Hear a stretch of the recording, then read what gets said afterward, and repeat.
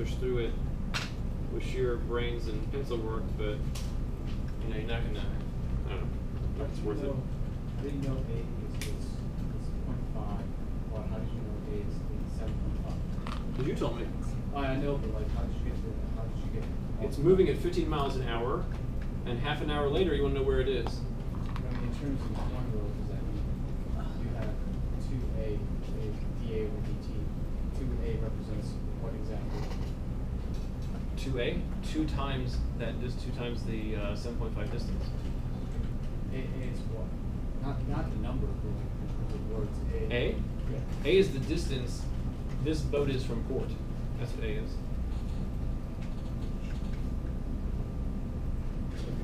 You're going to have trouble interpreting this entire mess in a meaningful way. As far as we're concerned, this is just the formula for dc dt.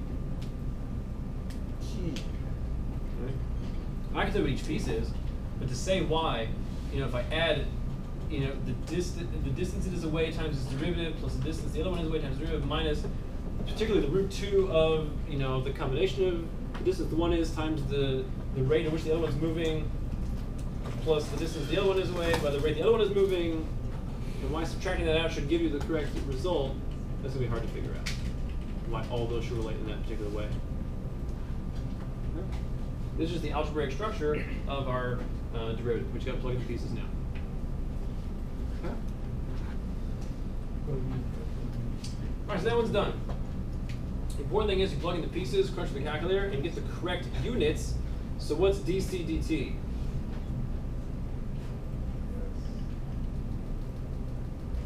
dc dt.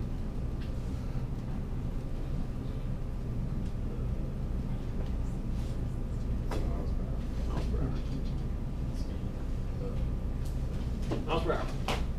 Your distances are all measured in miles. T, because they gave us this rate to begin with, T was measured in hours. Right? So that's what you're stuck with. Okay, how was that one? Horrible? Horrible. Yeah. Okay. Do you want that one? Oh yeah, I would not hesitate to give you this one. Oh. That one? I would not hesitate to give you something like this. Are you gonna give me something? Really? Like that? You give us I like can't imagine giving anything harder than this one though. That would be a bit of a stretch for Give us a hint. 1 day's work, and Baker's not here. I don't know how he's going to survive with this one. Dadgum. Baker. You didn't even know what we were talking about last time about the granola. Yeah, he was sitting there like, wait, why are we eating granola? Well, I mean, that's an understandable question. Why would you be eating granola before you do a inverse algebra problem? Okay. Ladder, number 17. This one should be a little easier. Should be. But I feel like you guys didn't follow this last one very well, so I don't know. It's your sugar. 5, 6, 17, 70. You have a ladder against a wall. So I'm going to draw a floor and a wall, and there's a ladder here. This is not a train track, right? And also the ladder is not tilted sideways because that would be extremely dangerous to climb a ladder that's tilted sideways. It's meant to illustrate that the thing is a ladder, right? Fine. So now, the ladder is 13 feet, okay?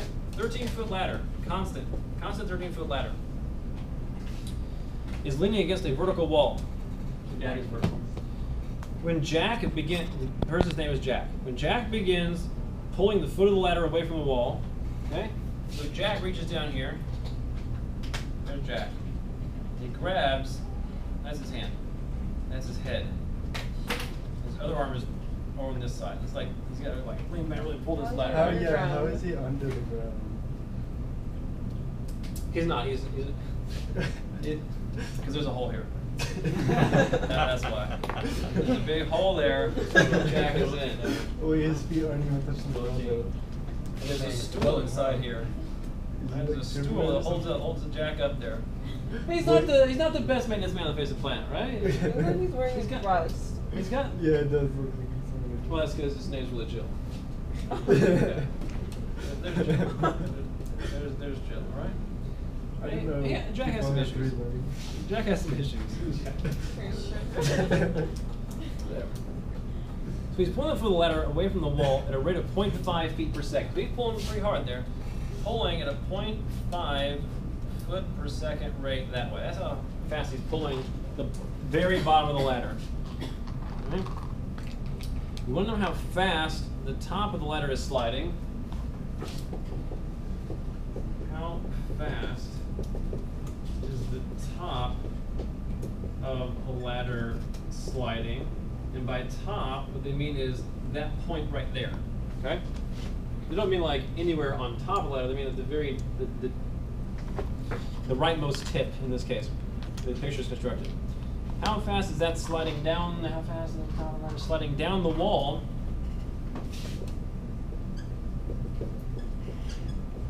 Exactly when the foot that Jack or Jill is pulling is 5 feet from wall.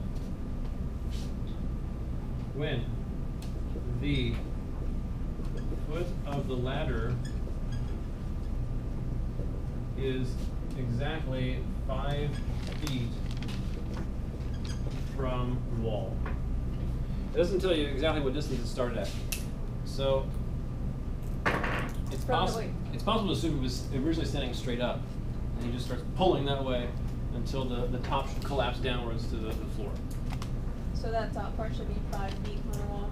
No. Is that what it's saying, No. or what? The bottom should be 5 feet. I don't want to write it yet because We don't even know what the 'Cause they're- bottom part is to that's start. right. That's right. You don't know it all. That's right. You just want to know what the derivative is. You want to know what the rate of change of the top. You want to know the rate of change of this. How fast is this going down? Right? All parts of the ladder are moving down at a different rate. Correct? They're all moving down at a different rate. You want to know exactly this, the tip of it. How fast is it moving down? Right when, boom, it's right here at 5 feet away from the wall. That's at that moment. That's what it's telling you. Okay? It's pretty lovely. We just let the ladder slide against the wall. Let's use them to scratch. Yeah, I mean, I'm not saying it's the most effective way to take down a ladder. Especially if his buddy's like over here. Hey. Is that Jack? He's like, That's Joe. he's like, No. stop. All right. Don't do it. Like how he has like 20 fingers. What? He's going super fast. Leave it like that. Yeah, he's in an agitated He's in state. He's like, motion. oh my goodness, look out! All right. Does that make it better? Like, oh. Yeah. Where he's standing, is that a 90-degree angle? Yeah. And since you know the So 90, 45, 45. Well, I can't say it's 45, 45. I know that's 90. It's a 45, 45 at one moment. At one moment, it's 45, 45. Okay. Every other moment, something else. So since we know it's 90 right now, as it's standing. Yeah, he's standing in a right angle there. That's a big right we angle. don't know. Well, it's always going to be a right angle. We don't know. Yeah. The graduates Well, I mean, of like he has the other right degree. angles position. That's right. So as it stands right now, we could find the height or the length of the other sides if we move down the equation. Well, let's start writing down some labels. A, B, C. So now what relates to A, B, and C? What particular formula this time? Oh, now it does work because it's a right angle.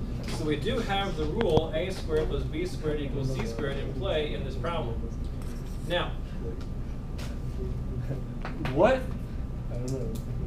are you trying to find now in terms of symbols? What are you trying to find? I know I'm trying to find how fast the ladder is sliding down the wall when the foot of the ladder is 5 feet from wall, when this is exactly 5 feet away. But in terms of symbols, what am I looking for?